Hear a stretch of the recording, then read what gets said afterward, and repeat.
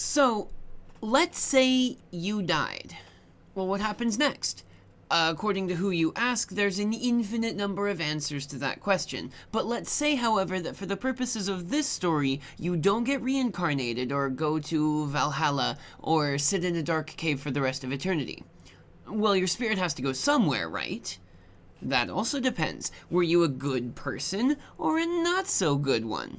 If you answered, not the best, then chances are you were buried, but got restless afterwards for some reason, and then spurred on to waken again by whatever slight or injustice you performed in your life, you exhume yourself from your grave and walk the mortal world again on your own 2 feet.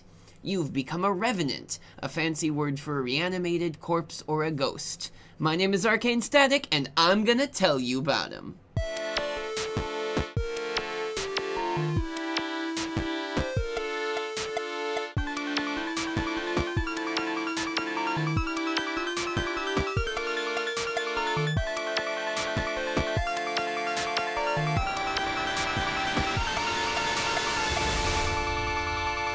So let's talk about the concept of corpses coming back to life, right? Historically, this superstition's been around for as long as people have been dying, so for a long time. In many stories, these reanimated corpses come back either of their own volition or by some sort of freak accident, as opposed to like the voodoo zombie corpse that's been brought back by some kind of sorcerer, or like the unfinished business ghost style that never actually left in the first place and just sort of stayed there. This one comes back either because it wants to or some sort of freak of nature happens that reawakens it. There's been so many instances of like literary records showing a belief in the reanimation of the dead that it's hard to discount them as being just a scattered superstition. Indeed, the revival of a corpse is actually one of the core tenets of several major world religions, Christianity not being one of the least common examples there. Many stories make a lot of parallels with the vampire, in that lots of revenants are said to drink blood in enormous quantities. Whether that's required of them or they just do it for funsies, it's never actually made clear. But this is referenced when, for instance, in one story from the Historia Rerum Anglicarum, a corpse had been found in its fresh grave that had been dug like a couple days back, just engorged with blood. And when they pierced it with like a shovel, I think it was, the body just kind of sprayed blood out like a faucet. And they assumed that that meant that this corpse had been up and was engorging itself on the blood of, like, cattle and livestock and people and that kind of thing. In reality, it's actually just that that's one of the stages of putrefaction of a corpse, where all of the bits of the inside of them sort of liquefy and turn into a gross sludge thing that kind of looks a little bit like blood, but we'll go with it.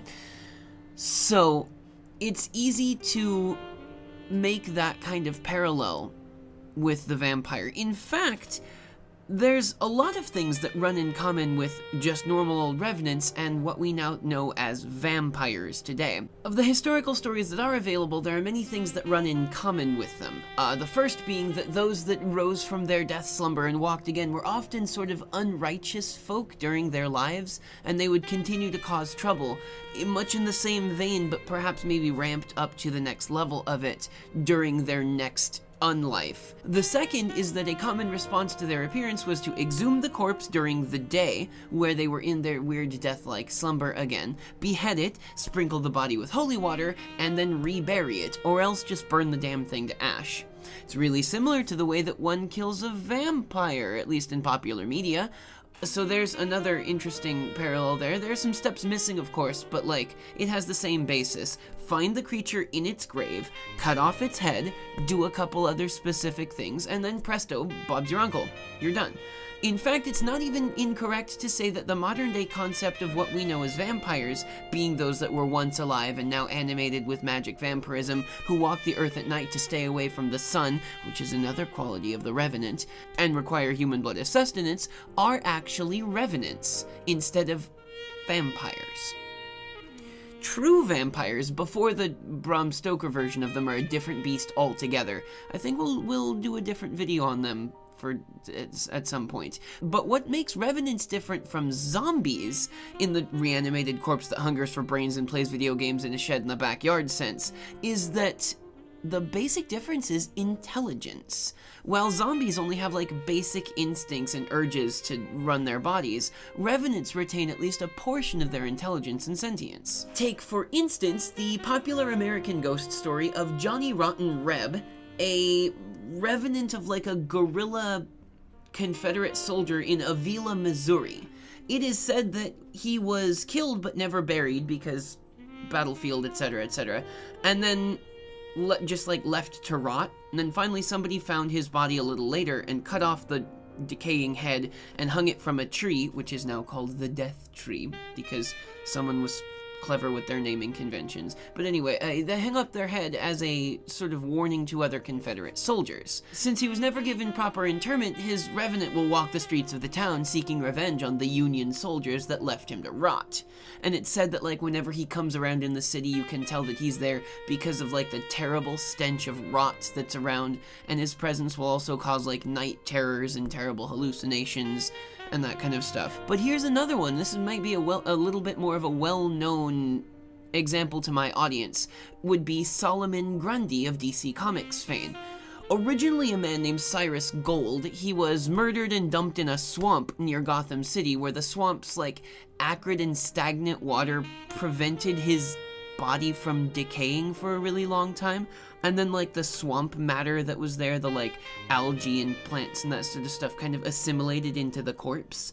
And then 50 years later, thanks to a freak of nature happening sort of accident thing, the body like reanimates somehow with like no real memory of who he was, save for that he was born on a Monday, which is what led him to take up the moniker Solomon Grundy. Solomon Grundy, born on a Monday. So Grundy's powers are basically super strength, unkillability thanks to the fact that he's already dead, and like a sort of regeneration factor thanks to the plant life that makes up a lot of his now non-dead anymore kind of body. It was actually because of that plant composition of his body that, like, OG Green Lantern Alan Scott was crap at fighting him, because original GL's ring didn't work on wood or things that were yellow, and Grundy was made of partially wood at the time. So he's not a zombie, he's technically a revenant. But what about Jason Voorhees? The director of the films, Tom McLaughlin, has stated that it is actually canon that Jason did drown in Crystal Lake and came back because of his intense desire to do right with the wishes of his mother. He's silent, but does have intelligence and feelings. He's literally indestructible, he's dead, and he's got like a kind of intelligence to him. It's actually also canon that while he'll kill humans however he feels like it, he's not a bad enough dude to hunt down animals or actual children, because when he died he was a child as well, so he feels the plight of children kind of thing. And he's also like attracted to the coursing hormones of teens having sex, because that's how every fucking version of his movie is. Teens have sex, he shows up, kills a bunch of people, the end.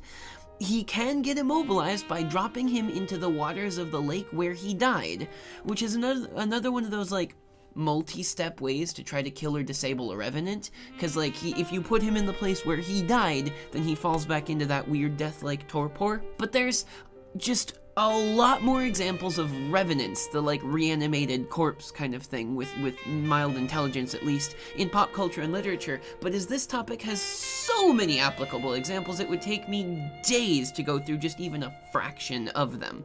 So I'm more interested in seeing where we can branch off from here. So the month of March is going to be Monster Month. Next episode's up next week. We're going to see if we can't maybe talk a little bit more about true vampires, like I mentioned just a little bit ago. Keep your eyes open on my Twitter for like a heads up on what sort of things are going to be happening in the series. Thank you guys very much for watching. I hope that you enjoyed listening to me talk about monsters for a little bit of time, and I hope that you will continue to enjoy them in the rest of this series for this month. If you did, the like and subscribe buttons are waiting just below this video to have you cut off their heads, sprinkle them with holy water, bury them back together, and or burn them. You can also follow my socials, that's the Facebook and Twitter that are in the description box, and if you feel like doing so, maybe you can throw some support my direction at the Patreon link that's there as well. Help me keep making cool videos like this. Thank you guys very much for watching, and I'll see you next time.